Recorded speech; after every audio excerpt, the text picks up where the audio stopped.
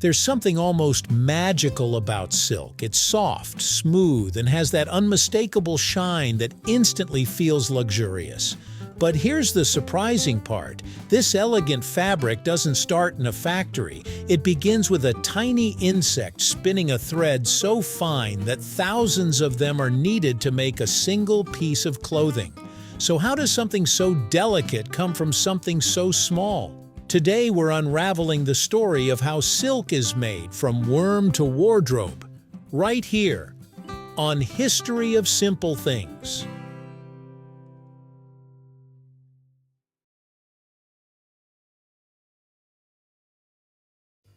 Silk's story stretches back thousands of years to ancient China, where it was first discovered around 2700 BCE. According to legend, Empress Leizu accidentally found silk when a cocoon fell into her tea and began to unravel. Whether that story is true or not, China quickly became the center of silk production, keeping its methods a closely guarded secret for over 1,000 years. Silk became so valuable that it was traded across continents along routes later known as the Silk Road, connecting Asia to Europe. For centuries, owning silk was a symbol of wealth, power, and status, and even today it still carries that sense of luxury. Silk comes from the larvae of the domesticated silkworm, scientifically known as Bombyx mori.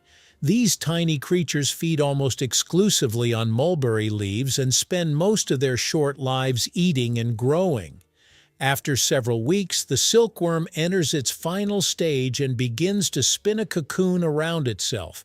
This cocoon is where the magic happens. Using special glands, the silkworm produces a liquid protein that hardens into a fine filament when exposed to air. It moves its head in a figure-8 pattern, spinning a single continuous thread that can stretch up to 900 meters long. That's nearly a kilometer of silk from one tiny cocoon. Once the silkworm has fully wrapped itself inside its cocoon, timing becomes crucial. If left alone, the worm would eventually transform into a moth and break out, damaging the silk thread in the process. To preserve the long, unbroken fibers, the cocoons are carefully harvested before that happens. They are then exposed to heat, usually through steam or hot air, which stops the development of the silkworm inside. While this step is controversial, it's necessary for producing the smooth, continuous threads that high-quality silk is known for. After harvesting, the cocoons are softened in hot water to loosen the natural glue-like substance called sericin that holds the fibers together. This makes it easier to unwind the delicate threads. Workers then locate the loose end of the filament and begin carefully reeling it off the cocoon. Since a single thread is incredibly thin, several filaments, often between 5 to 10, are combined to create a stronger, more workable strand. This process is called reeling, and it transforms fragile filaments into usable silk threads. What's fascinating is that the thread is still continuous. Unlike cotton or wool, which are spun from short fibers, silk is naturally a long filament, giving it that signature smoothness and sheen. Once the silk threads are reeled, they go through several processes to prepare them for weaving. The threads are twisted together to improve strength and durability, depending on the type of fabric being made. Some silk is tightly twisted for a crisp texture, while others are kept smoother for that classic soft feel. At this stage, the silk may also be cleaned further to remove any remaining sericin, a process known as degumming. This enhances the silk's natural shine and softness, revealing the luxurious quality it's famous for. Now comes the transformation from thread to fabric. Silk yarn is woven on looms, either by hand or using modern machines. Different weaving techniques create different types of silk fabric, like satin, chiffon, or organza. Each has its own texture, weight, and appearance. The way the threads are interlaced determines how the final fabric looks and feels.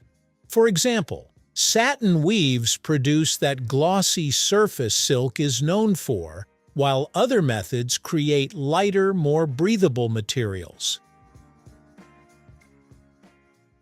Raw silk naturally has a pale off-white color, so it's often dyed to achieve vibrant shades.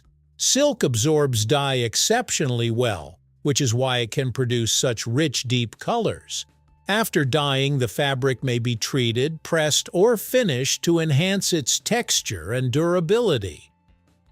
At this point, the silk is ready to be turned into clothing, accessories, or even upholstery.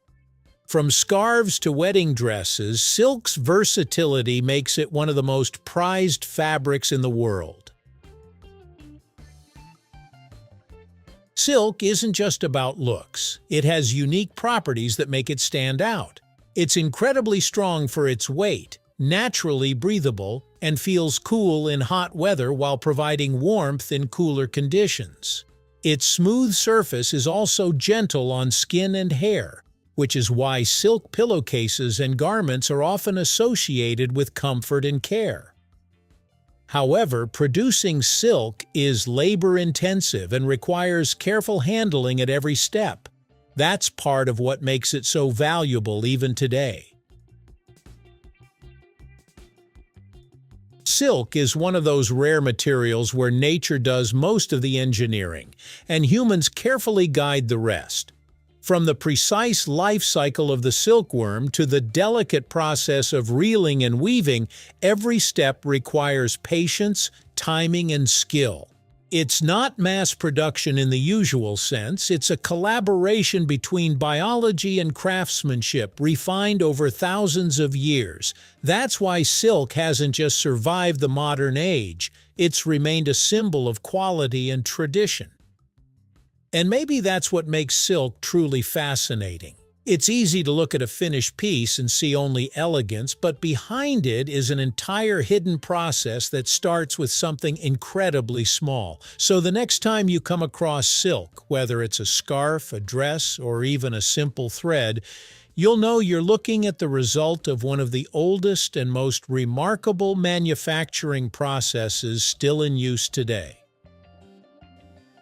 Thank you for watching. If you have suggestions for our next video, feel free to share them in the comments below. We'll be sure to give you an acknowledgement for your contribution. Thank you for joining us on this journey through the history of simple things. Don't forget to like, subscribe, and stay tuned for more stories woven through the smallest details.